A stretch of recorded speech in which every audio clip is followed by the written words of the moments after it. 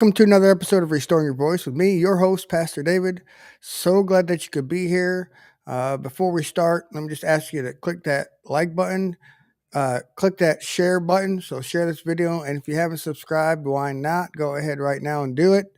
Hey, there are three ways you can give down below in the description: PayPal, Venmo, and Cash App. We appreciate any donation amount that you are able to give. So today, I have another guest on the show, special guest, Shayna Rattler. We'll get into the topics of what is a God shift and what about navigating difficult seasons. What is that all about? Well, stay tuned and we'll dive into that.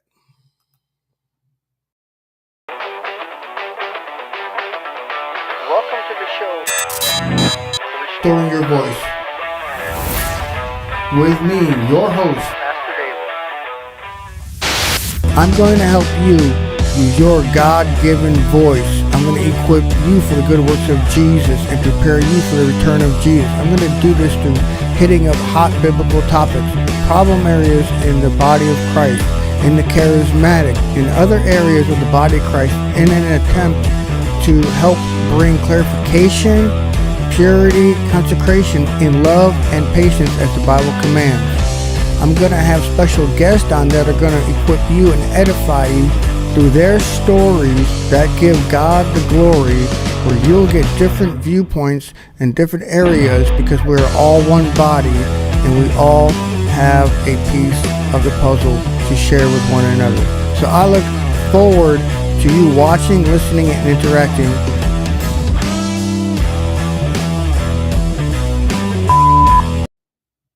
All right, and with that, I'm going to bring on the guest. Welcome to the show, Shayna. Hi, Pastor McGuire. Thank you so much for having me. Thank you so much for coming on.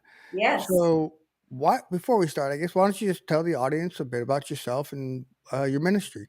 absolutely. So, my name is Shayna Rattler, and I am the founder of a God Shift movement. And it's all a ministry around helping believers to embrace disruption, collide with God's purpose, and move them into a greater destiny. I am the host of a God Shift podcast, a God Shift radio, a God Shift with Shayna Rattler television, a God Shift the book. it's all a God shift. But overall, I just consider myself to be a bold, courageous, life-changing child of God that is really committed to helping believers to enter the next chapter of their life and do it with Amen. confidence. Nice. So, I guess we probably should start with the question: what is a God shift?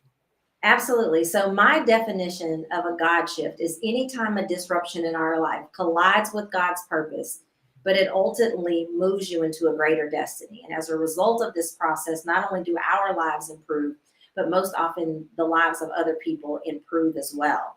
Because I believe, Pastor McGuire, that God uses unexpected circumstances and he uses disruption to get our attention because so many of us are either pursuing the wrong place or we're putting priorities on the wrong things. And I believe that he's so committed to his results that if we're putting energy into a path that he doesn't have planned for us, he's going to shake our lives up in whatever way he knows will work specifically for us. The question is, are we going to hear what it is that he wants us to hear? Are we going to see what it is that he wants us to see, learn what it is that he wants us to learn? And for many of us, are we going to go where it is that he needs us next? And so a God shift is all about when you find yourself. My most recent book, it's called A God Shift, A Divine Move from Disruption to Destiny. And I start that book off by saying, what the hell is going on? I think that those are 6 words that believers ask themselves at least at one point in their lives or another. And so a God shift is really about how do you elevate God's position in your life in order to reveal and access what it is that he has next for us? Because I believe that regardless of how great you're doing right now or how poor things look like they're going, there's still another level of destiny that awaits all of us. But a God shift is going to be required for us to get there. Gotcha. Yeah, I like it. So, I guess what you're saying is that uh, difficult areas are normal for everybody, no matter if you're a Christian, no matter if you've been walking with the Lord 50 years Yeah, versus 5 years, 5 days. right? 5 days. Yeah, Yeah, exactly. I don't think this is talked about enough in the body of Christ. I think a lot of times it's like, well, you're a Christian, so that means your life is supposed to go well. You're never supposed to have problems ever again, or whatever is out there. Right. So using this God shift that you're talking about, how is this helping people, or how does this help people to navigate these difficult areas that they will go through at some point in time? Yeah. I think the most important thing for us to recognize is that they're actually designed to develop us, even though it feels like it's going to destroy us.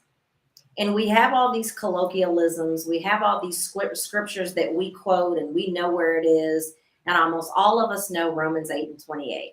Right. And we can tell people all day long, especially when it's happening to them, all things work together for good. Well, guess what? When I'm going through, I have a hard time seeing what good is going to be able to come from that. Hmm. But usually, once we start to get on the other side of things, we can realize that I felt like I was in a wilderness, but actually, I was in a workshop. And I'm so much better for it now. I now know what my purpose is. I now know how I can help other people. I now know, that I'm closer to God than maybe I was before. So I think that that's the most important thing for us to recognize, that if we make the choice that these can actually be beneficial and we can use them as tools to actually create a better life. But I don't believe, and it's no slight to any church that's out there, I believe that many churches inspire us and many churches motivate us, but they don't always teach us, what do we do on Thursday Hmm. when the gates of hell like really bust our lives wide open? What do we do then? Because the emotional high that I felt on Sunday or that I felt on Wednesday is gone. And now I'm like, is this really God? Like, why would he allow this to happen to me? What the hell is going on? But we can make a conscious choice to go, what am I supposed to learn from this? Where am I supposed to go as a result of this? And what tools do I need to adopt, or character traits do I need to adopt to make sure that this is actually creating a better life for me? Because I don't think that he's doing this to like punish me. Hmm. All right. So, right, I guess that's a good thing for this question. Then, so what about when we make a bad choice? In other words, something happens, it's our fault, whatever it may be. I got a credit card. I just like what I see, so I'm gonna max it out. Right now, Yeah, I'm in debt, and it's my fault. Right. I'm sure it happens to everybody. Everybody makes bad absolutely. decisions. So, what about God using those times in our lives? Well, I think the very first thing that we have to recognize, and this is not a spiritual answer, but the same thing in the same behaviors that got you in the problem, you're not going to be able to use those things to get you out of the problem. You're usually not going to be able to go to the same people to get you out of the problem that were part of the process and getting you into the problem. So the very first thing that I say is, like, you first have to pause and ask myself, how did I get here? And where do I really want to be? And then more importantly, who do I have to become Hmm. in order for me to experience something else? Because Pastor, I believe that so often we ask, like, what am I supposed to do now? Lord, what do you want me to do? What am I going to do next? And sometimes it's not anything at all about what it is that we need to do to have something better, but it's who do we need to become Hmm. in order to have something better. Because when we focus on becoming the highest version of ourselves, oftentimes the doing takes care of itself, of what it is that we're supposed to do actually ends up, becoming attracted to us. But so often we focus too much of our efforts on why me instead of asking ourselves what next. Hmm.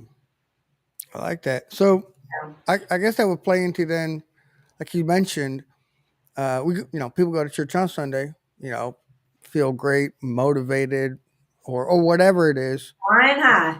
right, right, and they're like, oh yeah, this is awesome, I'm pumped up, like getting pumped up before the game, like a pregame pump up, if you will. But Yeah. not now it's getting to the half, and it's like, what do I do now? I've been blocking, I've been tackling, whatever. You know what I'm saying? I'm worn out now. What do I do? Yeah. So how does that look like for the Christian all week long? What are some of the things we can do to make sure that we stay in the fight and fight the good fight of faith? I think one of the first things that we have to do is we have to really make sure that we're taking time to explore why we're here. I don't think enough of us know why we're here, but purpose always leaves clues. Like, if I look at my own life, when I was probably in my tweens, not quite a teenager yet, but I was in my tweens.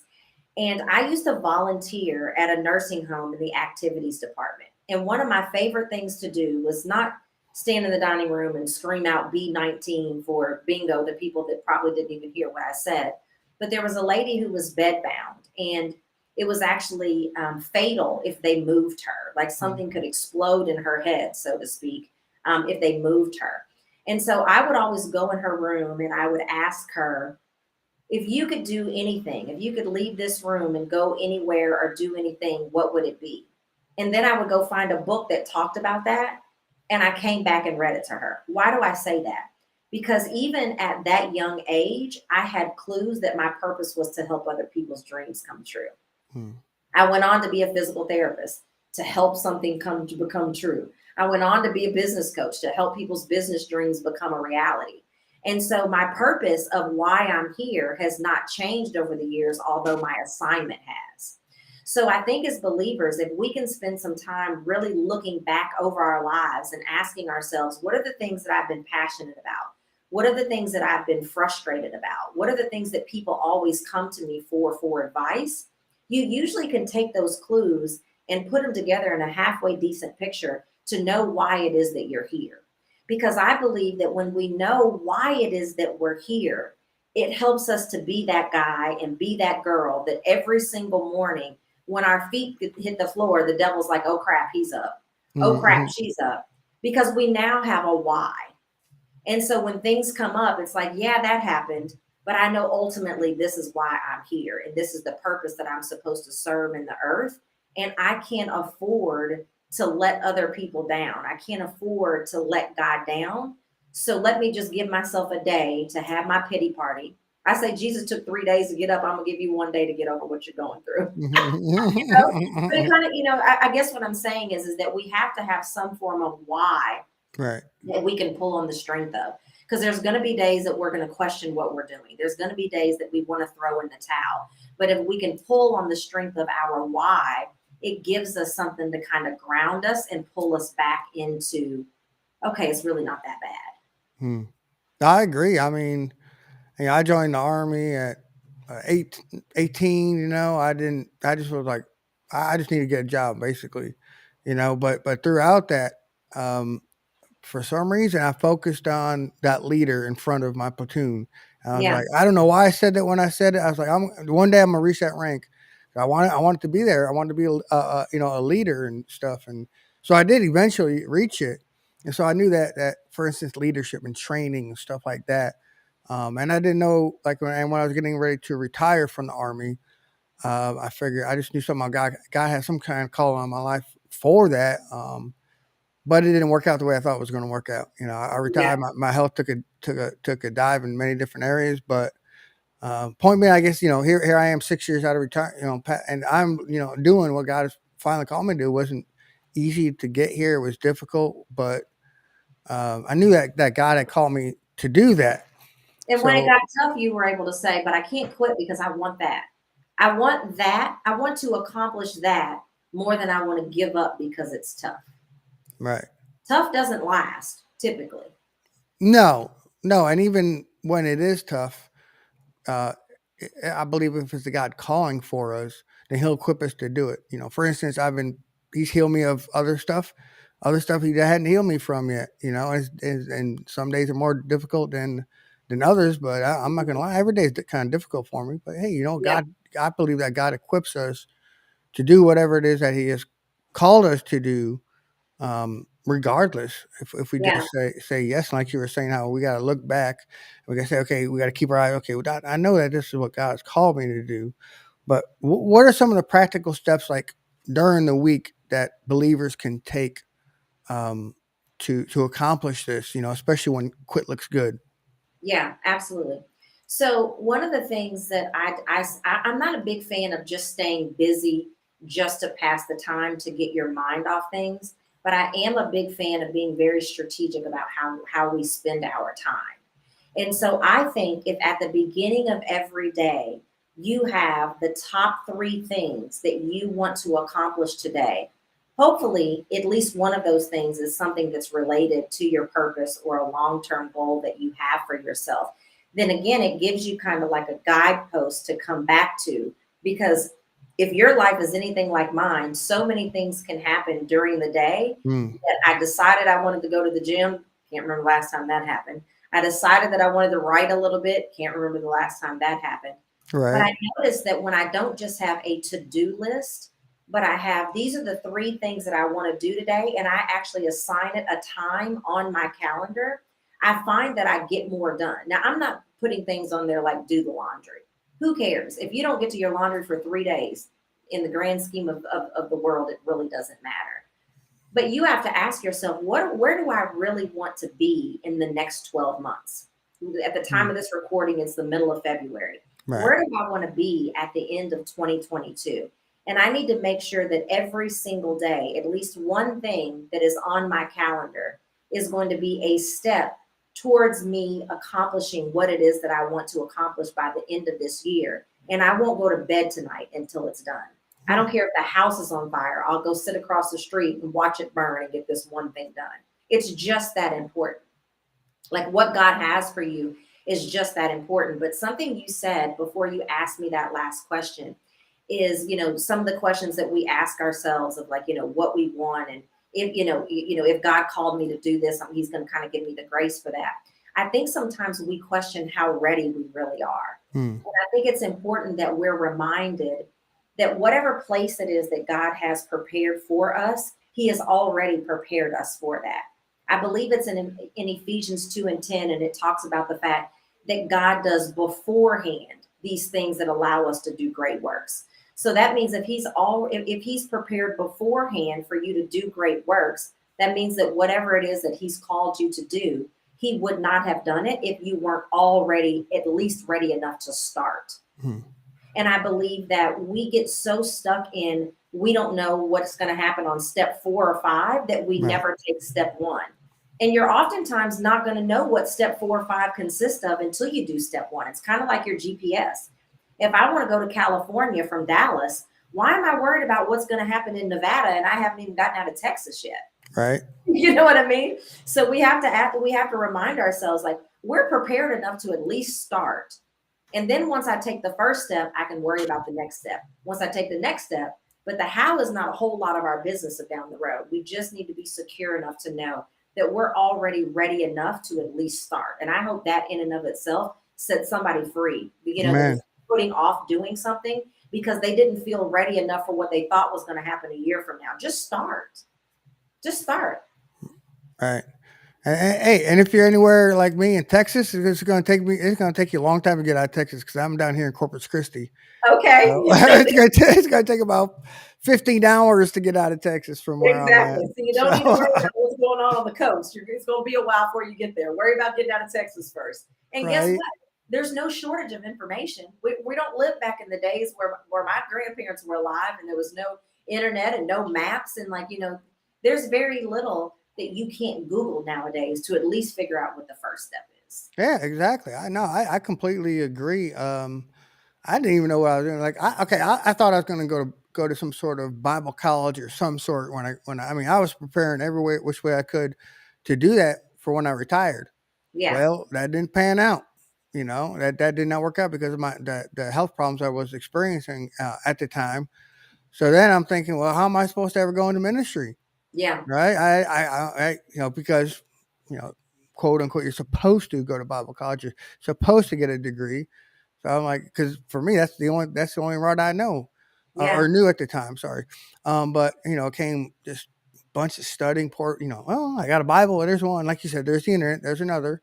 Yeah. It was the There's same thing for me. When I was being called to ministry, I was like, but I didn't grow up in church, which means I didn't go to Sunday school, which means I don't know the stories. And if I don't know the stories, how am I going to minister to anybody? Like, I just kept coming up with all of these reasons why I was not qualified for what it was that he was calling me to do. And one day it was almost like, don't you know that I know you didn't grow up in church? Like, don't you know that I know you don't know the stories per right. se? I'm still going to use you, to do what it is that I'm asking you to do. Just shut up and do what I told you last. Right. I think that's how God talks to me anyway. I don't know how he talks to y'all, but I think sometimes he talks to me because it's like any other parent. Like, how your children are. You Right. know what they respond to. You know that if you have two kids, the same form of discipline or consequence may not work for both of them. I think that's the way the Lord talks to me. Like, I don't need you to figure it out. Just shut up and do what I told you last. Right. I can agree with that. I can definitely agree with that. That's the way he talks to me. He's like, sometimes he's just like, hey, Lord, what is it you want me to do? Silence. Yeah, Like basically, he's telling me like, I already told you what to do. Why do I need to tell you to do? Why do I need to repeat myself to you? And I'm like, exactly. okay, And yeah, you're right, why God. do we need to keep praying about it? I think that so oftentimes we're using prayer as just a form of procrastination. Oh, well, I need to pray about it. I believe that you probably already have prayed about it, and this is your answer. And so now that I've presented you with the answer, now you want to go pray about the answer. It's like it's disrespectful. Like, why do we do that? Right? People playing Gideon. They ask for a sign. Gideon was like, well, okay, well, I'll do it if you show me a sign. He puts the fleece out, right? The sign is there. He's like, well, okay. Let me now. I need another sign. It's like, Yeah, dude, God already told you to do it. Then you ask for a sign. Now you need another sign. Like, how many more signs do you need? Yeah, yeah, I do. I think people walk around like that today. It's like they believe what they heard, right, and then rightly so. They want to be cautious about it. They yeah, might talk to another brother or sister in Christ about it, or it could be somebody who doesn't even know them gives them a word from the Lord, yeah, right, and then instead of acting on it, they just like, okay, well, I need more confirmation. It's like, yeah. guys, I already sending Making people an your idol way. out of the confirmation. Yeah, Right, right. And I think people are like, I think you highlighted, are afraid of failure. Oh, I'm at this. Well, what if I mess up? And I'm thinking, myself, like, welcome to the human race. So, what would you say to people about that? Because we're going to fail. yeah, We're all going to fail along the way. We're all going to make mistakes. But what do we do in that failure, which is bouncing back or resilience, right? When right. something happens, we bad happens to us, or in this case, failure, right? Uh, how does like bouncing back resilience play into that? The first thing I would say is that we have to stop wanting to be people who never go through anything. But outside of that hard pill to swallow, because I know they're probably like, where did you find this chick? But outside of the fact that we've got to stop expecting to be people who don't go through anything, we have to recognize that we should not internalize what did or did not happen. Hmm. It's not your identity. So because that thing did not happen, it's not who you are. And so you may or may not be familiar with the concept of failing forward. You know, anytime we're trying to accomplish a big goal or a God-sized goal, it's going, I think the bigger the goal, the bigger the challenges, right? Right. If Yeah. I'm just trying to go across the street, I'm probably going to be able to do that without much difficulty. But if I'm trying to, walk to California, that's going to come with its own set of challenges. But if something along the way happens to me or it doesn't happen the way that I planned it, I can't afford to internalize it and say it's because of me. It's because of something that I'm not. It's because of something that I am.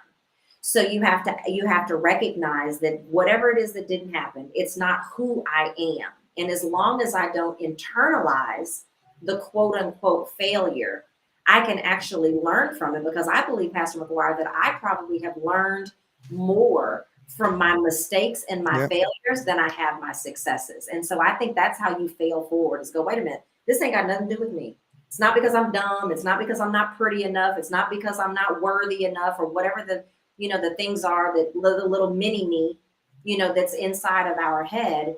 And I can say, okay, but I learned what not to do the next time. I learned what to do the next time. And now let me use that to kind of power me forward. Because it's Right. gonna happen. Nothing, I mean, how many things have you done in your life that have gone exactly the way you thought it was? You would I'm just not said, going to answer that. I oh plead the crap, I'm so done. fifth. You wouldn't have accomplished any of the things you've accomplished. You definitely wouldn't have Right.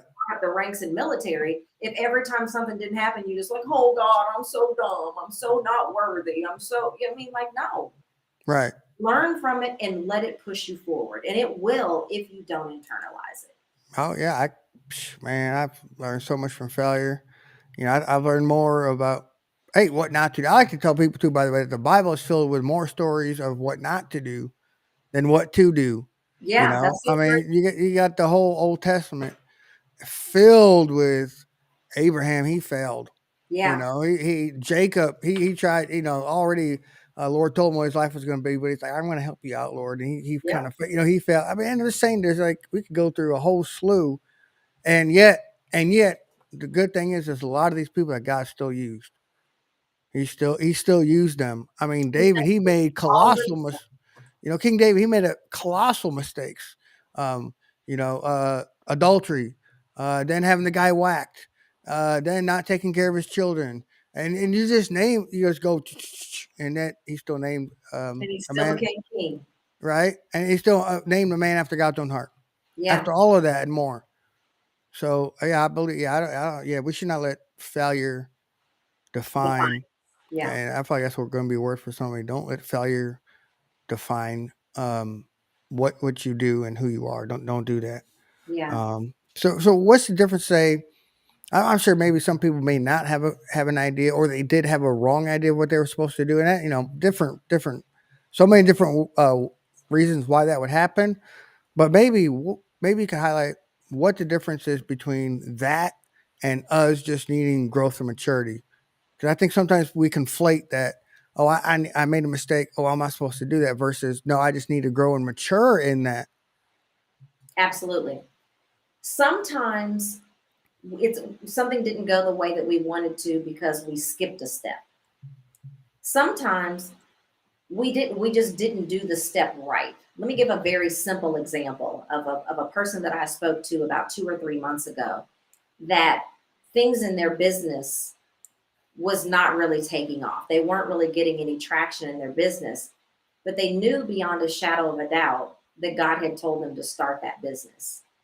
So they were beginning to question whether or not they were suitable for this type of business and whether or not they really heard the voice of the Lord. So when I started talking to them, I started looking at the fact of, well, yes, these were the first 3 steps that they told you that you needed to do, but you didn't do those 3 steps correctly. Hmm. Something very simple as there was something that someone told them that they needed on their website. Well, not to get too business and tech savvy, during this call, but in marketing, there are certain formulas that work. There's a reason why we buy stuff when we see a commercial, and Right. it's because the marketing people that are behind that, they know what the right formulas are. Well, this person was told to put this on their website, and she went and put it on her website, but it didn't speak to anything that was going to make anybody do anything any different than, oh, okay, well, that looks good. Mm. And so I say that to say that sometimes it's because we skipped a step. Okay. Sometimes it's because we didn't skip a step, but we weren't the best person for the job. And then other times it's to your exact point. There are areas that we need to continue to grow and mature. And what I know in my own businesses and in my own ministry, that in areas that haven't happened yet, it was either because it just wasn't time. God wasn't ready for it to happen. And I think it's in Isaiah, it says, in the right time, I, the Lord, will make it happen. It just wasn't time for it to happen. Or he ultimately knew that that was one area of my life that I needed to mature more in before he was willing to take me out of hiding. So those are the 3 things. Well, no, there's a 4th thing. So the first thing, if you're not getting traction in whatever it is that you're trying to do personally and professionally, first of all, go back and see if you skipped a step. Number 2, check and make sure that if you did the step, that it was done correctly. Maybe you need to hire somebody that's their lane and do that. Number 3, you might need to grow or mature. Or number 4, I want you to look back at your life and ask yourself, where have I not been obedient? In my Mm. tithes? When have I not been obedient in discord with friends and family members? Because sometimes I believe Satan is just meddling. And then sometimes I believe that there's things that we've done years ago that we forgot that the principle of sowing and reaping is still real. And we need to go back and repent for something that we did or did not do honorably Mm. 12 years ago. I may have clocked out an hour early or late just to get some extra time on my check. 2022, Shayna would have never done that. But 2001, Shayna probably would have been like, ooh, I see a way for me to get an extra hour on this check. Well, I could be actually reaping the negative benefits of that seed that I sowed 15 years ago. So I think that those are the kind of the 4 different things that we can kind of check ourselves against. If something is not going the way that we think it should, so that we can identify where do we need to fix it. Did I skip a step? Did I do a step wrong? Do I need to grow or mature? Or is there some kind of, attack or alertness on our life that we really need to, to repent against? Now, when you say something about repenting something like however many years ago that we did do, didn't do, whatever, does that come in? Is that more like changing the mindset? 'Cause if we don't repent of what we did back then we're probably still carrying that same mindset with us then. We very much could be, or it could be, like I said, there are things in my life 12, 15 years ago that I would never do today. But that doesn't, all seeds are going to usually reap a harvest at some point. That doesn't mean that if I sowed a bad seed 20 years ago, that I might not be reaping the bad fruit of it in 2022. And so we need to say, ooh, if there's something that I was not obedient in or I was dishonorable in, I need to say, Lord, forgive me for that. And I renounce any bad things that I've done in the past that might be showing up in my life today. Because the reality is that those seeds, the sowing, the reaping and sowing principle didn't just go away now that I'm a minister or an ordained prophet. Right, right, That's right. just not the way warfare works. It's just not the way that reaping and sowing works. So sometimes Satan is just meddling because he wants us to give up. He wants us to get discouraged and think it's not for us. And in that case, then yeah, we absolutely are not going to give in to that. But sometimes it's like, ooh, I haven't been faithful in my tithing. I've got discord between myself and my brother, and haven't spoken to him in 12 years. Mm. I stole time 12 years ago. And we think because we would never do those things before that the principle of sowing and reaping just goes away when we become better. That's not Right. the way it works. I mean, I go by well in the in the Greek and in the word repentance, metanoia, which means having a changed mind, right? Yes. And so I believe that I see that if I did something back then and I never attempted to make right for it, say with a person, which we know, but Jesus tells us, if we remember wrong we have against our brother, to leave our offering at the altar and go make right. He tells Yeah. us that's scriptural right there. And then also, I believe that we need to get, if we didn't, then we need to have a changed mind about it, because somewhere along the way, I believe, like you're talking about seeds, I believe that that little seed um, may have not germinated fully in us, but it's still there. And then we need to get a changed mind about that, whether it's cutting corners, whether it's I could just speak harshly to somebody, or Yes. whatever area it may It'll still be show in. up in another way. Right, right, right. I mean, and that's the way I look at it about this whole sowing and reaping thing. It's like, man, if you didn't attempt to make right, or you just maybe just had to ask God for the forgiveness for it, whatever it may be. Well, that's still there. And I mean, I can speak for myself about carrying wrong attitudes and such. I completely agree with what you're saying about that. That we really do, because we can't carry it in to where God wants us to go. Right? He tells us to be Yeah. faithful in the little first, Yes. and then You and said if then you never change your mind about it, nothing is going to change, because what's in our mind become our thoughts, and then our thoughts become our words and our actions, and then our words and our actions create our reality. So, so if you never change your mind, it may not show up the same way that it showed up pre-salvation or pre-maturity, but it could show up again in a completely different way, but still comes from the same mindset. So you're absolutely right. right, right, right. Yeah, this is good. And I hope this is pray this going. I'm pretty sure it's going to bless some people out there. I think people need to realize that life isn't easy. Mhm. I say I beat that drum all the time, talking from where Jesus said, and talking to his disciples, that in this world you will have tribulation, right? Yes. But he said, be of good cheer, for I've overcome the world. And Yeah. I don't think a lot of believers get that. Whatever reason. But I like to say, Jesus didn't escape from it. Why should I escape from it? You know, And if he we had it were a heck of a lot worse than most of us. right, and just read about Brother Paul in the Bible. That dude, he gives a list of, I've been beaten, scourged, shipwrecked, all of that kind of thing. And he gives his list, and but here, Brother Paul's going out. till Yeah. till the end of life. I guarantee you, not many people out there have been scourged or thrown in I guess what I would liken to a third world prison, Yeah. and stuff like that. I'm guaranteeing much of it. I understand, tough things happen in life, for people, for whatever reason it's unexpected. But I also, just I think if when those things happen, if they should, happen, that it'll eventually draw us closer to God, and that God will use what happened for His glory. Absolutely. Absolutely. Well, we have a choice to make because even though that God is God all by himself, he really does desire to co-create with us. I think oftentimes we sit back and think he's just going to do us, like he just has this magic wand and he's just going to do everything, do everything. And there is a lot that he will do, but there's also things that he wants us to do as well. And so we have to co-create with him and say, okay, this is where I've been, this is where I'm going. I'm going to let you drive. I'm going to ride shotgun, but I'm still going to have an instrumental role in actually getting, where it is that you're taking me. I don't believe that we're going to just be done. You know what I Right. mean?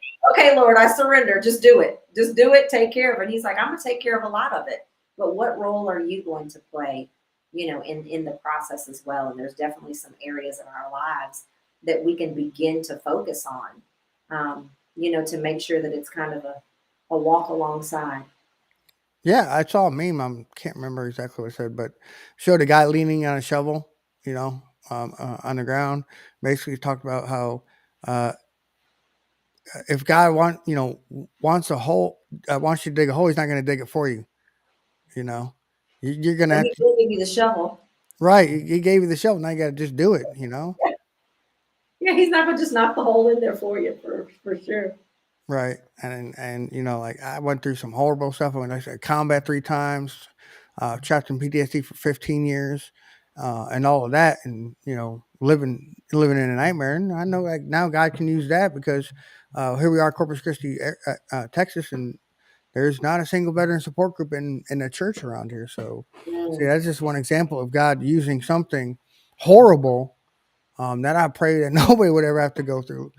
Um, Using that to help others. yeah. I did an episode of my podcast yesterday, and my guest was talking about the saying that most of us know very well, everything happens for a reason. He said, but did you know that there's actually a second part to that statement? And I said, no, that's the only thing that I've ever heard. And he says the saying actually goes, everything happens for a reason, and those things are there to serve you. Hmm. And it was just such a different perspective that I think it gives us the opportunity to have. That, yeah, we can chalk it up to everything happens for a reason.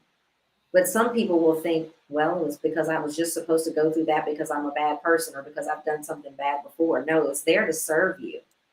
And then once you get served, you're able to serve other people as well. Like, okay, you went through a divorce so that you could help other people who were going through a divorce. You went through loss and grief so that you could create a support group to help other people go through loss and grief. So it happened for a reason. Those things served you, and then you're able to take those things and then serve others. I believe that in second careers and second seasons of many of our lives, we should probably be creating an avenue to take other people through what it is that we've probably been through. After we retire and we're looking for something else to do, I believe that that's what many of us should be doing, is saying, what happened in my life that I now know a lot more about the journey and how I can bring other people along, kind of that whole lift as you climb thing.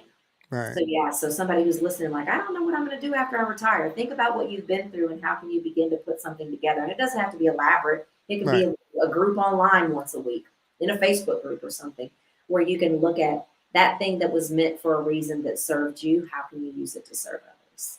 Hmm. I like it. Yeah, I love it. Love it. So, as we end, and do you have any closing thoughts for people?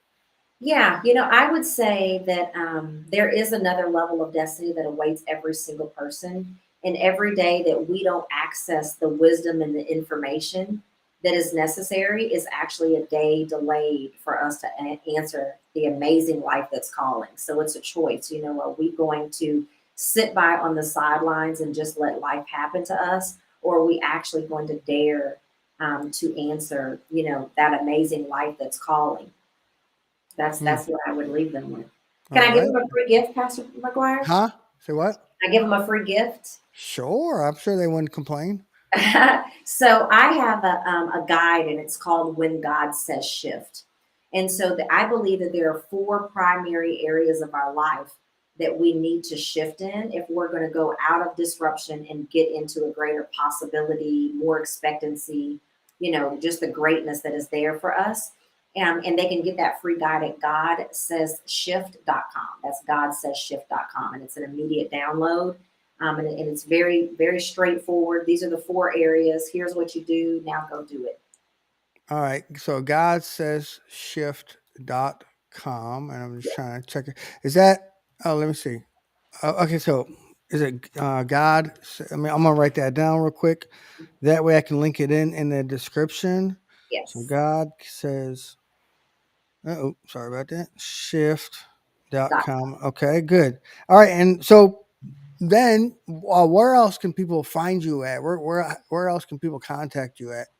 If they're on social media, I'm a God Shift on Facebook, and I'm at a God Shift on Instagram. I'm more active I post things on our Facebook page, but I'm more active on Instagram.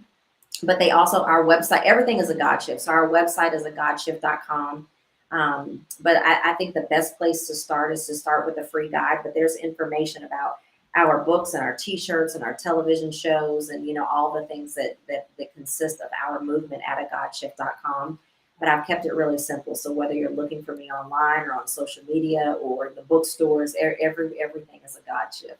Nice. All right. Well, all those links will be in the show notes in the description for anybody who wants to check it out. Like I said, I'll link in that free guide that you told everybody about. So if you want it, it'll be there in the description. It's just waiting for you. It's free. I mean, who doesn't like free things, right? Yeah. So Access and wisdom that you need. You can't shift without new information. So that's some great information for you to start with. all right, fair enough then. All right. Well, thank you so much for coming on. It's been an absolute pleasure. And I believe that this is going to help a lot of people out there come into what God has called them to do. Absolutely. Thank you so much. It was my pleasure. All right. And with that, we're out of here for now.